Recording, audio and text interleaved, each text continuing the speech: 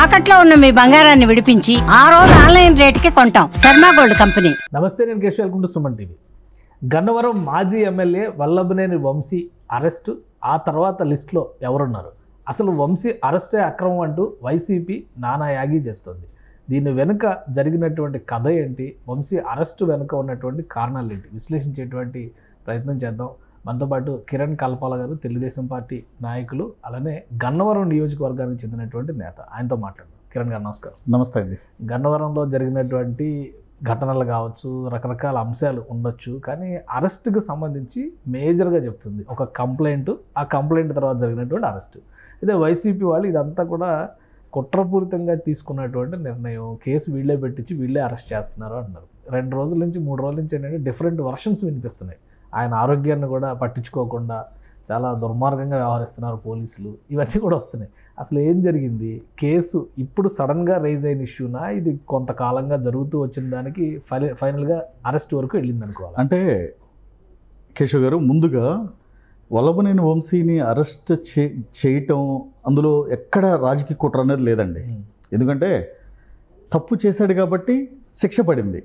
అంతేగాని దానికి చంద్రబాబు నాయుడు గారో, లేదా లోకేష్ గారో, లేదా పవన్ కళ్యాణ్ గారో, లేదా కూటమి ప్రభుత్వం అనుకోవటం పొరపాటు అండి అది. ఎందుకంటే తను తప్పు చేశాడు అంటే, కేసు కోర్టులో ఉండగా ఆ ముద్దాయిని కిడ్నాప్ చేయటం అంటే, మేము కిడ్నాప్ చేయలేదు అంటున్నారు. కిడ్నాప్ అనే దానికి కొత్త పర్యాయ పదాలు ఎదుగుతున్నారండి వైసీపీ వాళ్ళు. కిడ్నాప్ అంటే ఏంటండి? ఇప్పుడు మీరు నన్ను తీసుకెళ్ళి 2-3 రోజుల దాకా వదలకపోతే, నేను బయటికి రాకపోతే, దట్ ఈస్ కాల్డ్ కిడ్నాప్. అంతేగాని కిడ్నాప్ అంటే సినిమాలో చూపించినట్టు, లేదంటే మాఫియా డాన్స్ దావూద్ ఇబ్రహీం, లేదంటే ఇంకొకళ్ళు డాన్ 30 చోటా షకీల్ చూపించినట్టు కిడ్నాప్ అంటే అలా ఉండదండి. అంటే ఫోర్స్ఫుల్గా తీసుకెళ్ళకపోయినా, ఇప్పుడు మీరు తీసుకెళ్లారు, కేసు కోర్టులో ఉండగా మీరు ఆ ముద్దాయిని కోర్టు దగ్గర, వల్లభనేని వంశీ అనే వ్యక్తి కోర్టు దగ్గరికి వెళ్ళాల్సిన అవసరం ఏంటండి? అంటే ముద్దాయిని భయపెట్టాల్సిన అవసరం ఏంటి?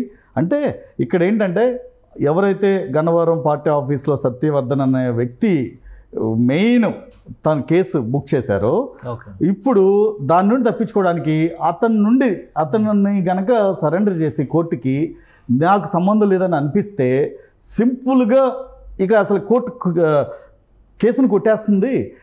ఇక మన మీద అసలు ఎటువంటిది లేదు, ఈ ఇష్యూ లేదు అనుకుని వల్లభనేని వంశీ అతి తెలివిని ప్రదర్శించాడండి. ఇక్కడ అంబటి రాంబాబు గారు డీజీపీ గారు ఆఫీస్కి వెళ్ళి కూడా ఒక స్టేట్మెంట్ ఇచ్చారు. అసలు ఆయనే స్టేట్మెంట్ వాపస్ తీసుకున్నారు. ఆ స్టేట్మెంట్ వాపస్ తీసుకోవడం వెనకాల ఎవరి ప్రలోభాలు లేవు, వంశీ గారిని అనవసరంగా దానిలో ఇరికించారు అంటున్నారు. ఇప్పుడు వల్లభనేని వంశీ అంటే ఆ రోజున భువనేశ్వర్ గారు అన్న మాటలు అంబటి రాంబాబుని అడిగి చేశాడా, లేకపోతే అంబటి రాంబాబుకి చెప్పి ఆ వ్యాఖ్యలను అన్నాడా? అంబటి రాంబాబుకి ఈ కేసుతో సంబంధం ఏంటండి? అంటే నీ సహచరుడు అవ్వచ్చు పార్టీలో, లేదా నువ్వు ఒక ఎమ్మెల్యేగా ఉన్నావు, తను ఒక ఎమ్మెల్యేగా ఉన్నావు, ఇప్పుడు ఇద్దరు ఓడిపోయారు. అలాంటిది నీకేం సంబంధం? ఇప్పుడు నువ్వు మాట్లాడడానికి ఎక్కడో నువ్వు దూరంగా ఉన్న ఎమ్మెల్యేవి, ఇక్కడ వల్లభనేని వంశీ ఏం చేస్తున్నాడు ప్రతిరోజు, తన నిత్య కృత్యాలు ఏంటి అనేది అంబటి రాంబాబుకి ఏమన్నా చెప్పి చేస్తున్నాడా? అంటే లేదంటే వల్లభనేని వంశీ ప్రోగ్రామ్ స్కెడ్యూల్ అంతా అంబటి రాంబాబు దగ్గర ఉందా? అంటే పార్టీ కాబట్టి ఆయన వైఫ్ కూడా అంటున్నారు 20,000 తీసుకుని దానికి సంబంధించి మేము ఆయన ఏదో నిర్బంధించి, ఆ 20,000 మా స్థాయికి నథింగ్ అని చెప్తారు. అంటే అంటే ప్రతి భార్యకి ఒక భర్త ఉన్నట్టు, ప్రతి భర్తకి ఒక భార్య ఉంటుంది. అలానే వల్లభనేని వంశీకి ఆవిడ భార్య ఉంది. భర్త ఆ రోజు తప్పు చేసినప్పుడు, నా భర్త తప్పు చేశాడని నువ్వు ఎందుకు ఖండించలే బయటకు వచ్చి? అంటే ఆ రోజున భువనేశ్వర్ గారు అన్న మాటల్ని సమర్థించావు, ఆ రోజున పార్టీ ఆఫీస్ తగలబెట్టినప్పుడు సమర్థించావు, ఆ రోజున నీ భర్త సత్యవర్ధన్ని తీసుకెళ్లి భయపెట్టినప్పుడు సమర్థించావు. ఎవరైనా చేస్తారు.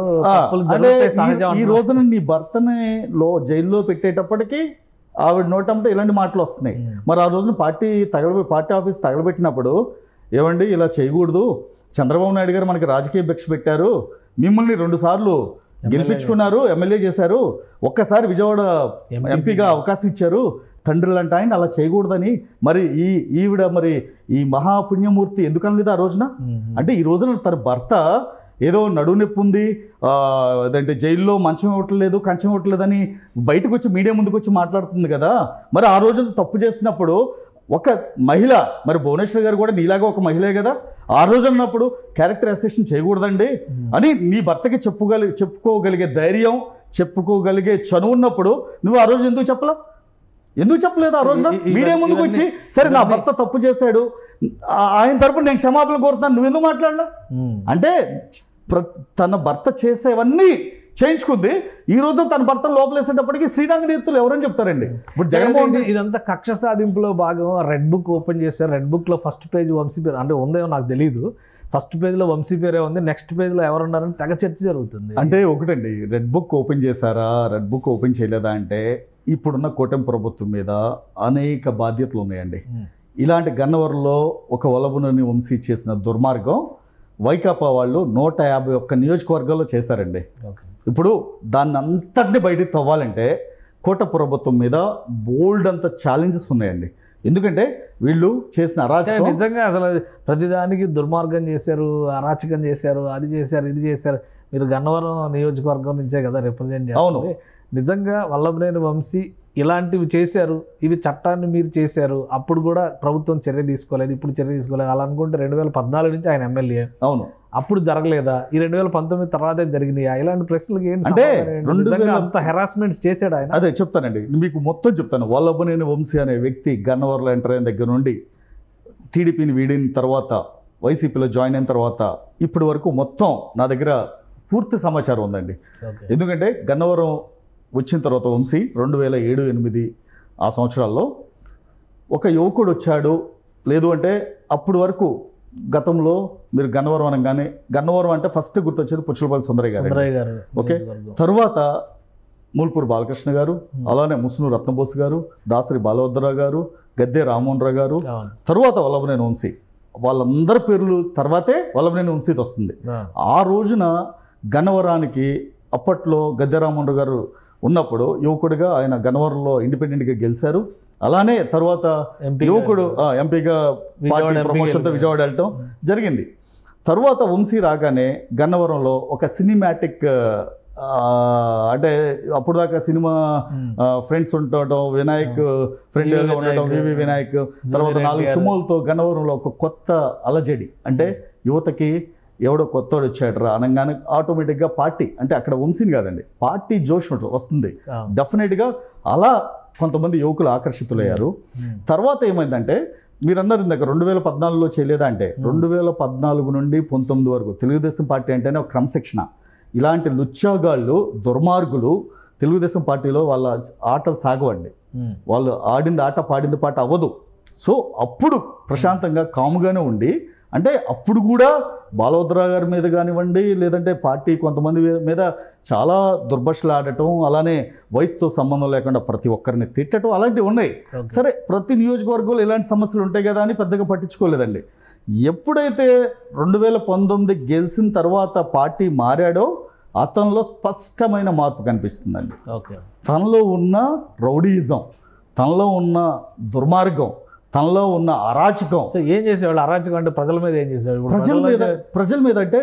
ప్రజల మీద అంటే మీరు ముఖ్యంగా చూస్తే గంజాయి, అంటే గంజాయి డ్రగ్స్ యువతని అండి తప్పుదారులో పట్టించడం, తప్పుదోవకి వెళ్ళేటట్టు చేయటం. అంటే మీకు ఒకటండి, ఇప్పుడు 4 కంపెనీలు తీసుకొచ్చి పారిశ్రామికంగా ఒక 500 మందికి ఉపాధి ఇస్తే ఆ 500 మంది ఎలా బతుకుతారు? అలానే తన వెనక ఉండే దుర్మార్గులు ఎవరైతే ఈ రౌడీయిజం ఉందో వాళ్ళతో గంజాయిను డ్రగ్స్ అమ్మిస్తే ఎలా ఉంటుందండి? వాళ్ళు ఎలా తయారవుతారు? నెక్స్ట్ వచ్చేసి కొండలను తవ్వుకోవటం, ప్రతి ఊర్లో చెరువులు తవ్వటం, మైనింగ్ మాఫియా. అంటే ప్రశాంతంగా రాజకీయం చేసే వాడిని ఏదో విధంగా పక్కన పెట్టేయటం, కేసులు పెడతాను బెదిరించడం, వైకాపా పార్టీలోకి జాయిన్ అవ్వకపోతే బెదిరించడం, పోలీసు వ్యవస్థని ఎలా దుర్వినియోగం చేయాలో ఆ విధంగా చేశాడు. అందులో ఎఫెక్ట్ అయిన వాళ్ళు నేను కూడా ఉన్నా. నేను గన్నవరంలో ప్రశాంతంగా ఒక రెస్టారెంట్ స్టార్ట్ చేస్తే దానికి అంటే వల్లభనేని వంశీ కావచ్చు, వెనకాల ఉన్న అనుచరులు రంగా కానీ, రాము కానీ, గ్యాంగ్ అనగాని రవి కానీ గ్యాంగ్ ఉందండి, ఒక 6 గ్యాంగ్ ఉందండి. ఆ 6 గ్యాంగ్తోనే పతనమైపోయాడు వంశీ. వాళ్ళు చేసే అరాచకం అంటే మరి అది వంశీకి తెలియక చేశారా, వంశీకి తెలిసే చేశారంటే డెఫినెట్గా వంశీకి తెలిసే చేశారు. వాళ్ళని కట్టడి చేయాల్సిన బాధ్యత ఒక్క ప్రజా నాయకుడిగా, ఒక రాజకీయ నాయకుడిగా నీ మీద ఉంది. అలాంటిది నువ్వు చేయకుండా వాళ్ళని ఎంకరేజ్ చేస్తే ఏమవుతుందండి? ఇప్పుడు జరిగిన పర్యవసానం ఏంటి? మొత్తం అంటే ఇప్పుడు మన శరీరంలో కొంత భాగం కుళ్ళిపోయిందని సగమే తీస్తే మిగతా సగభాగం మిగతా శరీరాన్ని కూడా తినేస్తండి. ఇప్పుడు గన్నవరంలో వంశీని అరెస్ట్ చేయటమే కాదు, పక్కన ఒక 6-7 ఉన్నారండి. ఆ మాఫియా, వంశీ మాఫియా, 6 కూడా వాళ్ళ మీద చర్యలు తీసుకుంటేనే గన్నవరం ప్రశాంతంగా ఉంటుంది, రాజకీయంగా కానీ అభివృద్ధి పరంగా కానీ. అందులో మీరు వంశీకి ప్రధాన అనుచరుడిగా చెప్పుకునే రంగా ఉన్నాడు. ఓకే, రంగా కానివ్వండి, అనగాని రవి కానివ్వండి, కేసులో ఇప్పుడు 11 మంది నిందితులుగా చేర్చారు పోలీసులు. వల్లభనేని వంశీ A1 ఉంటే కొమ్మ కొట్లు A2 అంటే, రామకృష్ణ A3, A4 గంటా వీర్రాజు, గోలుపల్లి రంగా అనే అతను A5, వజ్రేశ్వరరావు ఇతను A6, ఎలినేని శివరామకృష్ణ ప్రసాద్ ఇతను A7, నిమ్మ లక్ష్మీపతి A8, పొట్టి రాము A9, వేలూరి వంశీ ఇతను A10, చేబ్రోల్ సీను ఇతను A11. వీళ్ళంతా ఇప్పుడు మీరు చెప్పిన గ్యాంగ్ లో ఉన్నారండి. వీళ్ళందరూ భాగమే. వంశీకి అడుగులకి మడుగులు అద్దటంలో వీళ్ళందరూ దిట్టండి. వంశీ చేసే అరాచకంలో వీళ్ళందరూ పాత్ర ఉందండి. ఎందుకంటే వంశీ ఒక్కడే చేయడుగా, వంశీ వెనకాల ఉన్న గ్యాంగ్ ఉంటుంది. ఇంకా 2-3 మిస్ అయ్యారండి. అనగాని రవి ఒకడు, శేషు ఒకడు, రాము తేలపురోలు రాము అని వాళ్ళు, వీళ్ళందరూ అరాచకానికి పరాకాష్ట. ఏ విధమైన అరాచకం చేస్తారంటే గత 5 ఏళ్లలో భయపెట్టడం. వాళ్ళు ఇప్పుడు ఆల్మోస్ట్ గన్నవరం పార్టీ ఆఫీస్ మీద దాడి చేసినప్పుడు పట్టాభి గారు గన్నవరం వస్తే, పార్టీ వాళ్ళని పరామర్శించిన గన్నవరం వస్తే ఏ విధంగా తరిమి చేశారో, ఆయన మీదకి గాజు బాటిల్స్ తెల్లారో తెలుసండి. దొంతు చిన్న అనే వ్యక్తి రాష్ట్ర కార్యదర్శిగా ఉంటే ఆయన మీద గంజాయి బ్లేడ్ బ్యాచ్ని 30 మందిని పంపించాడు. ఆ రోజున అనుకోకుండా ఆయన బయటకు వెళ్ళారు కాబట్టి సరిపోయింది. ఆయన ఉంటే పరిస్థితి ఏంటండి, ప్రాణాలు కోల్పోవాల్సి వచ్చేదిగా.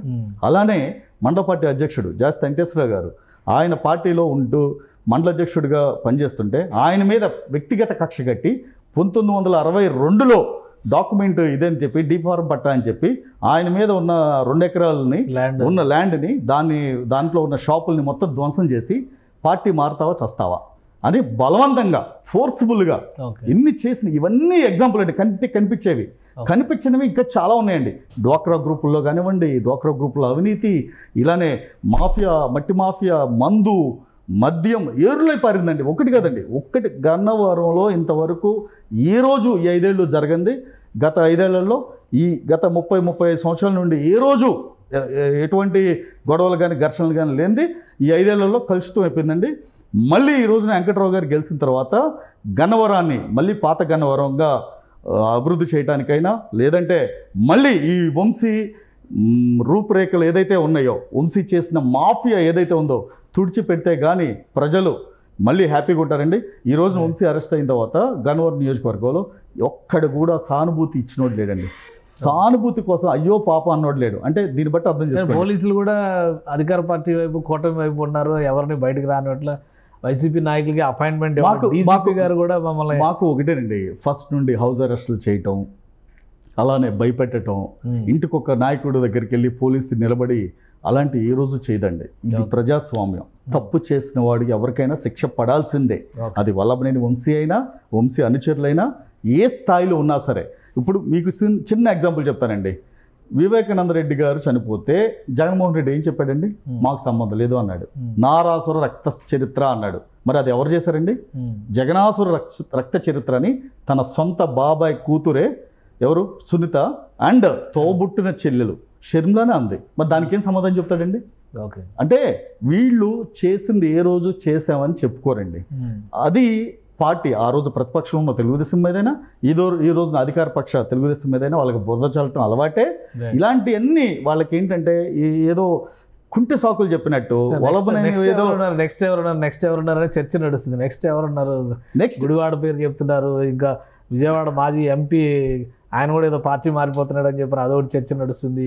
పేరు నాని పేరు వస్తుంది, ఒక పెద్ద లిస్ట్ వస్తుంది. అంటే మీరు అందరూ చెప్పారు కదా, అది మనం అనుకున్న లిస్ట్ కాదు. వాళ్ళకు వాళ్ళే వైసీపీ వాళ్ళే భయపడి వాళ్ళకు వాళ్ళే ముందే ఇప్పుడు ఆల్రెడీ చూడండి, వల్లభనేని వంశీ అరెస్ట్ అయిన తర్వాత కొడాలి నాని కానీ మాట్లాడమనండి. అంటే అధికారం ఉంది కదా అని మన ఇష్టం వచ్చినట్టు మాట్లాడితే ఇది ప్రజాస్వామ్యం అండి. అంటే ఒక హిట్లర్ పాలించిన దేశంలాగా భావిస్తే రేపొద్దున ఎవడైనా చట్టానికి చుట్టాలు ఎవడు లేడండి.